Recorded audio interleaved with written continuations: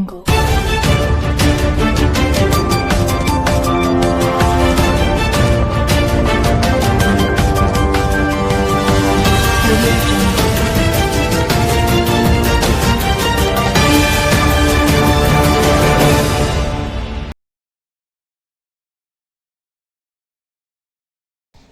గురుభ్యో నమః. శ్రీ కాళేశ్వర ముక్తేశ్వరాభ్యో నమః. ఆదిశంకరాచార్యోభ్యో నమః. నమస్కారాన్ని సమర్పయామి. కాళేశ్వరం టీవీ వీక్షకులందరికీ కూడా ఉగాది నూతన సంవత్సర పరాభవనామ సంవత్సర శుభ ఆశీర్వాదాలు. ఈ సంవత్సరం వచ్చినటువంటి ఉగాది పేరు పరాభవనామ సంవత్సరము. ఈ పరాభవనామ సంవత్సరం అనగానే చాలామంది మాకేమైనా పరాభవం జరుగుతుంది కావచ్చు అని భయపడుతున్నారు.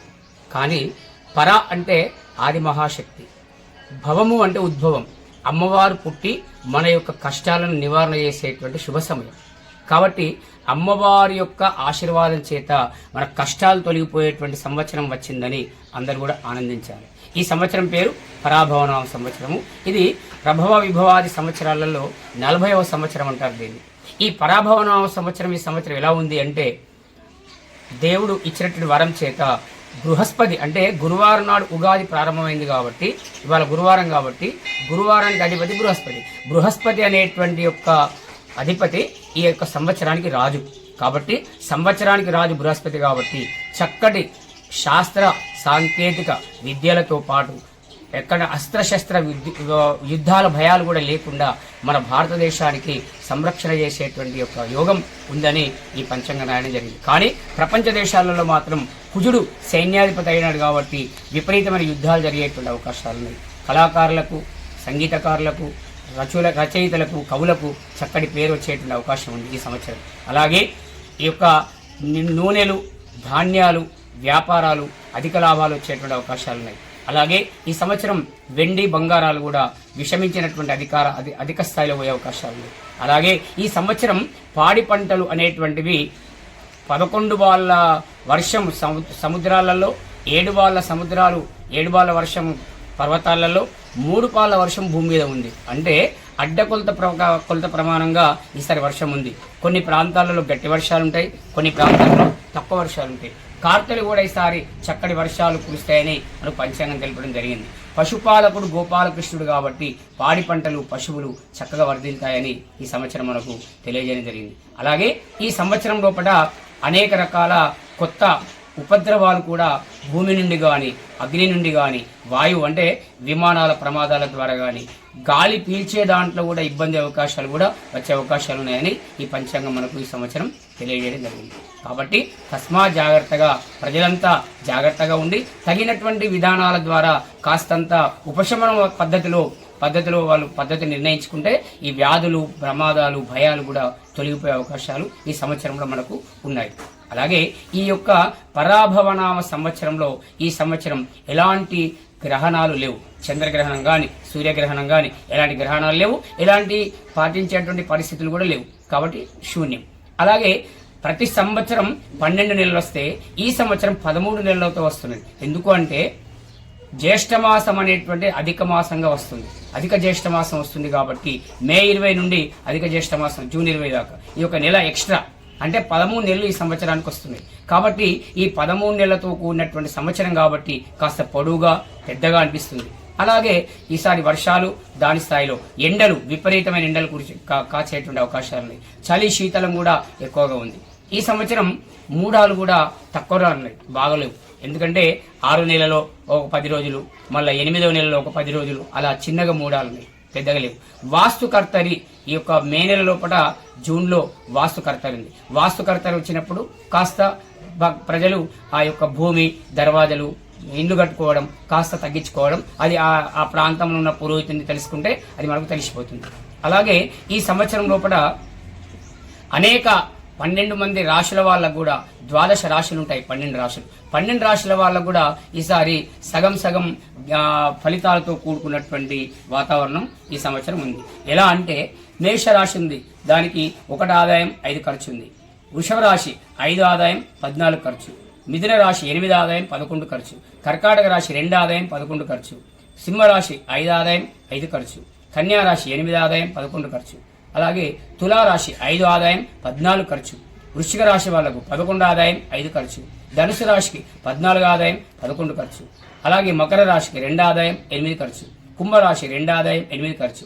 మీనరాశి 14 ఆదాయం 11 ఖర్చు. అంటే ఈ రాశులలో ఎక్కువ తక్కువ ఉన్నాయని భావించుకోవద్దు. ఎందుకంటే ఎక్కువ ఖర్చుతో సంపాదన తక్కువ ఉందంటేనే ఈ సంవత్సరం మనం కొత్త పని చేస్తున్నామని దాని యొక్క అర్థం. దాని ద్వారా మనకు భగవంతుడు ఈ సంవత్సర ఫలితం డబ్బులు ఎక్కడి వస్తే అవి ఇచ్చేస్తుంది. ఆ పని కూడా అయితేనే అర్థం చేసుకోవాలి. అలాగే ఈ సంవత్సరం రాజపూజ్యం అవమానం కూడా ఉంటుంది. మేషరాశికి 2 గౌరవం 4 అవమానం. వృషభ రాశికి 5 గౌరవం 4 అవమానం. మిథున రాశి 1 గౌరవం 7 అవమానం. కర్కాటక రాశి 4 గౌరవం 7 అవమానం. సింహరాశికి 7 గౌరవం 7 అవమానం. కన్యా రాశికి 3 గౌరవం 3 అవమానం. తులారాశికి 7 గౌరవం 7 అవమానం. వృశ్చిక రాశి 3 గౌరవం 3 అవమానం. ధనుసు రాశి 6 గౌరవం 3 అవమానం. మకర రాశి 2 గౌరవం 6 అవమానం. కుంభరాశి 5 గౌరవం 6 అవమానం. మీనరాశి 1 గౌరవం 2 అవమానం. ఈ విధంగా ఈ సంవత్సరం ఆ యొక్క రాశుల యొక్క సంపాదన గౌరవం అవమానంతో కూడుకుంది. అలాగే పోయిన సంవత్సరం మన కాళేశ్వరం ముక్తేశ్వర క్షేత్రం జయశంకర్ భూపాలపల్లి జిల్లా మహాదేవ్పూర్ మండలంలో ఉన్నటువంటి పరమ పుణ్యక్షేత్రం కాళేశ్వరం. ఆ కాళేశ్వరంలో సరస్వతి పుష్కరాలు జరిగినాయి. అది ఆది పుష్కరాలు అంటారు. వాస్తవంగా సరస్వతి నదికి ఆది పుష్కరాలు అంత్య పుష్కరాలు ఇదివరకు లేకుండా ఒకటే పుష్కరం ఉండే. ఇప్పుడు అంత్య పుష్కరాలు కూడా చేస్తున్నారు దానికి. అంటే మేలో చివరి వారంలో జూన్ 2వ తారీఖు దాకా సరస్వతి నదికి అంత్య పుష్కరాలు కాళేశ్వరంలో కూడా వైభవంగా జరగనున్నాయి. అలాగే ప్రతి సంవత్సరం బృహస్పతి ఒక నదికి వస్తే ఆ నదికి పుష్కరం అంటారు. ఈసారి యమునా నదికి వచ్చింది. యమునా నది అనేటువంటి ఎక్కడుందంటే గంగోత్రి యమునోత్రి అనేటువంటిది ఉత్తరాఖండ్ రాష్ట్రంలో కూడా ఉంది. అక్కడ యమునోత్రి దగ్గర ఈ యమునా నది ఉద్భవించి అక్కడి నుంచి వెళ్ళి యమునోత్రి గంగోత్రి దగ్గర నుంచి వెళ్ళి ఆ తర్వాత ప్రయాగరాజ్ పోయిన సంవత్సరం ఇక్కడ మహాకుంభమేళ జరిగింది. అక్కడికి వచ్చి అటు నుంచి కాశీ గయా నుండి ఇవన్నీ వెళ్తూ వెళ్తూ వెళ్తూ వెళ్తూ సముద్రంలో కలిసిపోతుంది. అంటే యమునా నది పరమ ప్రత్యేకమైన నది. ఆ నదిలో ఎవరైతే స్నానం చేస్తారో, ఆ నదిలో చనిపోయిన వాళ్ళకి ఎవరైతే తర్పణాలు చేస్తారో, పిండ ప్రదానాలు చేస్తారో, ఆ దాన ధర్మాలు చేసుకుంటారో ఆ 12 రోజులు చాలా విశేషం. కాబట్టి ఎవరైనా ప్రయాగరాజ్ కానీ యమునోత్రి కానీ వెళ్తే ఈ యొక్క యమునా నది పుష్కరాల స్నానం ఆచరించవచ్చు. అలాగే ఈ సంవత్సరం లోపల గురువు అధిపతి అయినాడు కాబట్టి దేశమంతా సుభిక్షంగా, రాష్ట్రమంతా సుభిక్షంగా ఉండి ప్రభువులు అంటే రాజులకు వాళ్ళకు మధ్యలో పరస్పర తేడాలు వచ్చి యుద్ధాలు జరిగే అవకాశాలు ఉన్నాయట. కానీ మన భారతదేశంలో ఈ ఉన్నటువంటి హైందవ సాంప్రదాయంగా ఉన్నటువంటి పరిస్థితికి ఆలయాలు, పూజలు, వ్యవహారాల ద్వారా శాంతించి చంద్రుని యొక్క ఆశీర్వాదం వల్ల అంతా శుభం జరిగి ఈ పరాభవనామ సంవత్సరం అందరికీ ఈ రకాల కులాల వాళ్లకు, అన్ని రకాల వృత్తుల వాళ్లకు, రాజులకు, అధికారులకు, అందరికీ కళాకారులకు అందరికీ కూడా శుభం చేసే సంవత్సరంగా ఈ పరాభవనామ సంవత్సరం ఉంది. దీని యొక్క ఫలితాలు అందరికి పొందాలని ఆకాంక్షిస్తూ ఈ యొక్క రానున్న తరాలకు ఉగాది యొక్క అర్థాన్ని చెప్పడం ఏంటంటే బ్రహ్మదేవుడు ఆ యొక్క ఏదైతే వారాలకెళ్ళ మొదలు ఆదివారము, తిథులకెళ్ళ మొదలు పాడ్యమి, మాసాలకెళ్ళ మొదలు చైత్రమాసము ఇట్లా ఉంటాయో ఇవన్నీ ఒక గ్రంథంగా రాసి ప్రతి సంవత్సరానికి బ్రహ్మదేవుడు ఇచ్చినటువంటి విధానమే ఈ ఉగాది పండుగ. ఈ ఉగాది నాడు ఎలా ఉండాలట? ఇల్లు, వాతావరణం, మామిడాకులు కట్టుకొని శుభ్రంగా ఉండి ఇంట్లో ఉన్న వాళ్ళందరూ తలస్నానాలు ఆచరించి కులదేవునికి నమస్కరించుకొని పెద్దలకు పిల్లలు నమస్కారం చేసుకొని పూజలు ఆచరించి ఇంట్లో తల్లిదండ్రులు చేసినటువంటి ఆ ఉగాది పచ్చడి అనేటువంటిది ఈ యొక్క ఉగాదికి ప్రత్యేకం. ఎందుకంటే అందులో పులుపు, కారం, తీపి, ఒగరు, చేదు ఇలా 6 రకాల వస్తువులు కలిపి ఉగాది పచ్చడి తయారు చేస్తారు. దీని సంస్కృతంలో నింబ కుసుమ భక్షణం అంటారు. అందుకే మనిషికి వచ్చే కష్టాలు ఎట్లయితే ఉంటాయో అవన్నీ కూడా ఈ ఉగాది పచ్చడిలో మనకు కనబడుతుంది అన్ని రకాల పొందికతోటి. కాబట్టి ఈ ఉగాది పచ్చడి తిని దేవునికి నమస్కరించుకొని ఇంట్లో ఉన్న వాళ్ళందరూ కూడా ఆలయాలకు వెళ్ళి ఎక్కడైతే పంచాంగ శ్రవణాలు జరుగుతాయో అక్కడ వెళ్ళి ఆ పండితులకు తోచిన ఆ దానము ధర్మము చేసుకుంటే మనం చేసిన పూర్వకర్మ దోషం పాపాలు కొన్ని కొట్టుకుపోతాయి. ఈ సంవత్సరం వెండి దానం చేసుకోవడం ఉత్తమని మనం పంచాంగం తెలియజేసింది.